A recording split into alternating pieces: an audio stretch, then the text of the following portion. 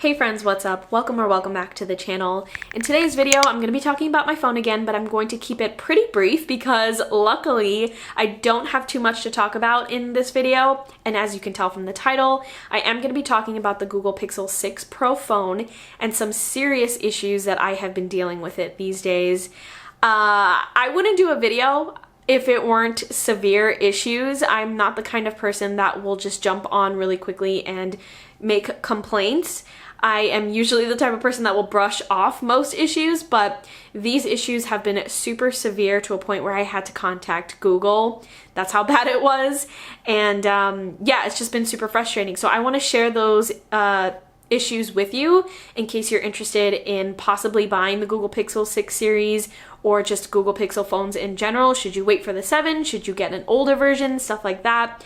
And yeah, hopefully it's helpful. So let's get right into it. I should also mention I am 99.9% sure I'm getting the Google Pixel 7 or 7 Pro that is coming out in a couple of weeks. So look out for that video when I do my reactions to the conference. It's happening very soon.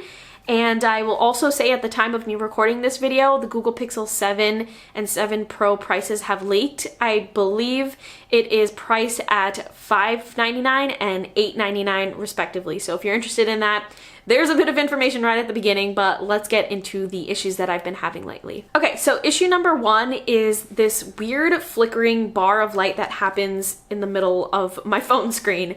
Now, this is not like a very stark bar of flickering light. It's more so in the background. So I see it behind my wallpaper, if that makes sense. It doesn't look like as if I dropped my phone and now there's like a huge bar. It's more like I'm using the phone and then suddenly I'll start seeing like some flickering going on in the back, and it just is super distracting. Now, this wasn't that big of an issue at first when I first got the phone because I was like, okay, whatever, it's very, very subtle. But over time, it has started to become extremely bad and obvious.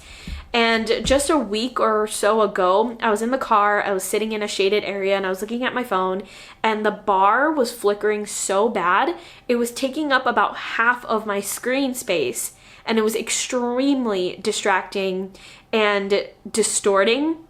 And as you all know, I do a lot of photo and video editing on my phone. So I literally can't do any of that work if my phone is flickering this very random, sporadic light, because obviously it's altering what the actuality of my photo or video looks like. So it's extremely frustrating. I was getting so mad. So I just like put my phone down for a good 20 minutes. And then when I got back onto my phone, it was good again. So it's random. And that's also super frustrating because I don't know how to solve that problem. I don't know if there is a solution. I don't know if I just got a bad phone and it just got worse over time, but it's extremely frustrating from a visual standpoint because I use my phone for a lot of photo and video editing. And also, I pay a lot of money for a really high-end phone. I don't expect to have something such as a flickering light in the back end of my phone happening. You know what I mean? Also, side note, I should mention the lighting is gonna be completely off, y'all. It's fall. It is the first day of fall when I'm recording this. Hello, fall, but also hello, random lighting. You know the deal. So I apologize if I look super dark one second and then super bright another second. It is what it is, and I'm just accepting my fate there. But the next thing on my list of issues is overheating. Now, this is a serious issue. I'll use two examples in this situation. The first example comes from a friend who actually took in part my advice on purchasing a Pixel phone for the first time ever because I rave about them so much, and it's super frustrating to hear from her that she's having issues with overheating. So in her example, she would use her phone for GPS as navigation, as a lot of people do, and while she's using her GPS mid-drive, her phone would completely close off the GPS. It would stop working because the phone was so hot. It would close off the program. And while she's driving, she would try to fix it so that she wouldn't get lost while she's driving, and it would refuse to work. So that's extremely problematic. You don't want to be fumbling with your phone while you're driving. You don't want your phone's navigation to just completely quit out on you. And it's just seriously bad. Now, I kind of gave the phone the benefit of the doubt because maybe she was in a very sunny area, it was super hot that day, and that's why it overheated, or maybe she was using the GPS for a really long time. But she said that this happens every single time that she uses the GPS. And it doesn't, and obviously that doesn't mean that every single day that she uses it, it's a hot day or a sunny day, or she's taking an hour-long drive, you know what I mean? So, extremely problematic. And in my example, I have had this phone for almost a year now. I got it in October 2021. It was working perfectly for a very long time, for most of that time actually. And then up until a few months ago, my phone started overheating to a ridiculous level. So as you all know, I'm a content creator. I do a lot of photo shoots and video shoots, and so I use my phone. That is the reason why I purchased the Pixel phone, is because it has a high-end, high-quality camera within a phone. Just makes things convenient. And very recently, I would be recording, I would be doing a video shoot or a photo shoot with my phone, and then my phone would start overheating. Again, I've had the phone for almost a full year. This has not happened before up until a couple of months ago. And it was very bizarre. And I would kind of, again, give the phone the benefit of the doubt and be like, oh, maybe it's a hot day. Maybe I've been recording for way too long and it's like sick of me at this point. But then I started experimenting and I started noticing that my phone would overheat when I would just do a 5-second video. I'm not exaggerating that as well. Sometimes it would overheat if I took just a series of a handful of photos. Now these are very basic functions, right? Like a 5-second video or a handful of photos is not something that a phone should completely overheat over. And because it was overheating, or is overheating, it would stop the function of using the camera at all. So if I'm in the middle of a photo shoot or if I'm in the middle of a video shoot, I would not be able to get the content that I need because the phone simply would not allow me to because it was too hot. That's extremely problematic.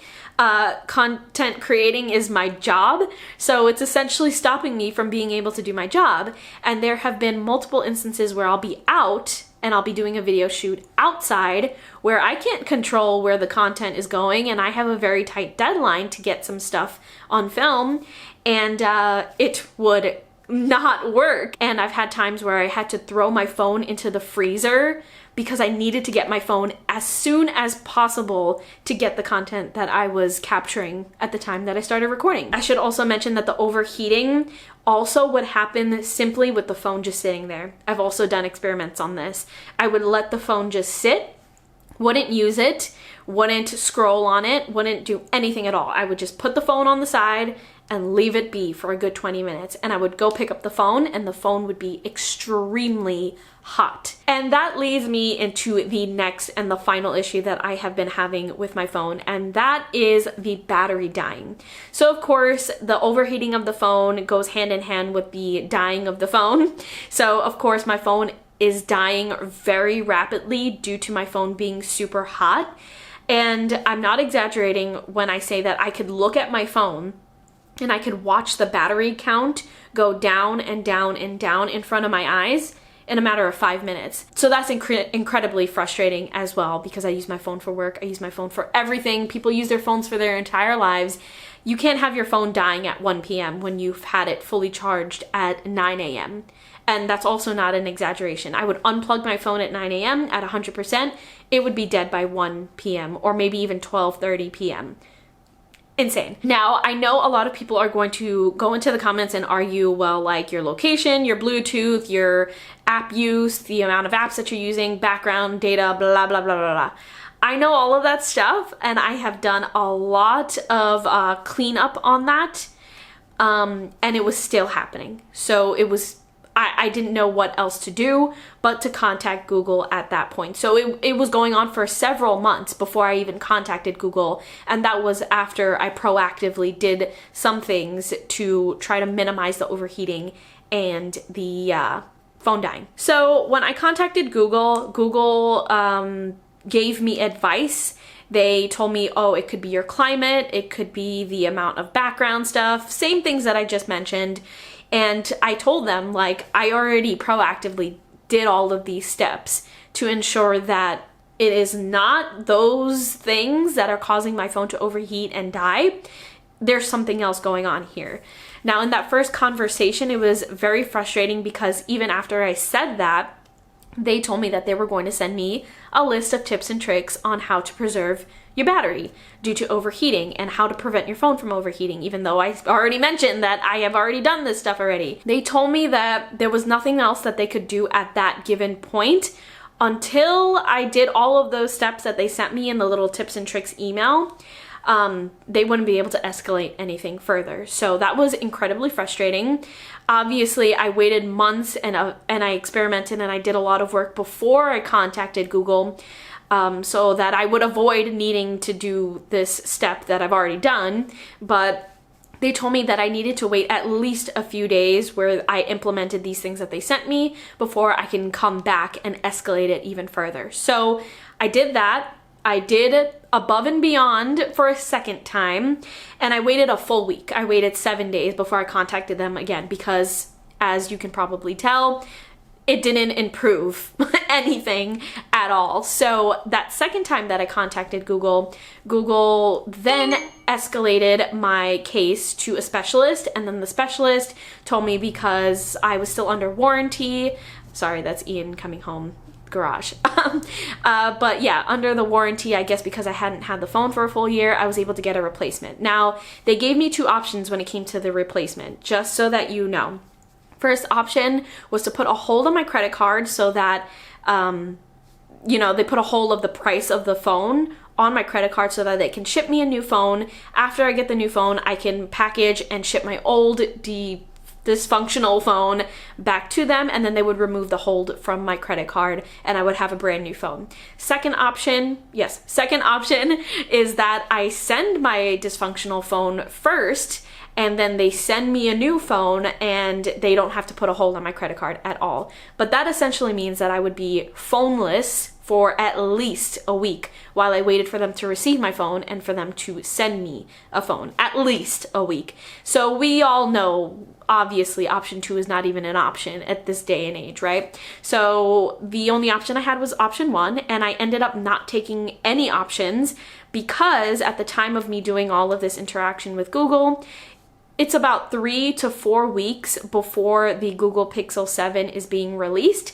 So I didn't want to go through all of this work only to have the phone for a couple of weeks to go ahead and get the Google Pixel 7. So I am still here with my dysfunctional phone, and I am waiting for the Google Pixel 7 and 7 Pro to come out so that I can get that phone, which is why I keep saying I am 99.9% sure I'm going to be getting a new Google Pixel 7/7 Pro. Also because I always get the new Google Pixel phones because the camera keeps improving, and hopefully the camera is going to be fantastic with the 7/7 Pro. So those are my list of issues that I've been having, and some insight into how Google tried to address it based on my personal experience. By the way, this was just my personal experience. I don't know how they've handled previous experiences or situations with common issues, but yeah, those are the issues that I'm having, and I am looking forward to no longer having this phone because it is frustrating me so much.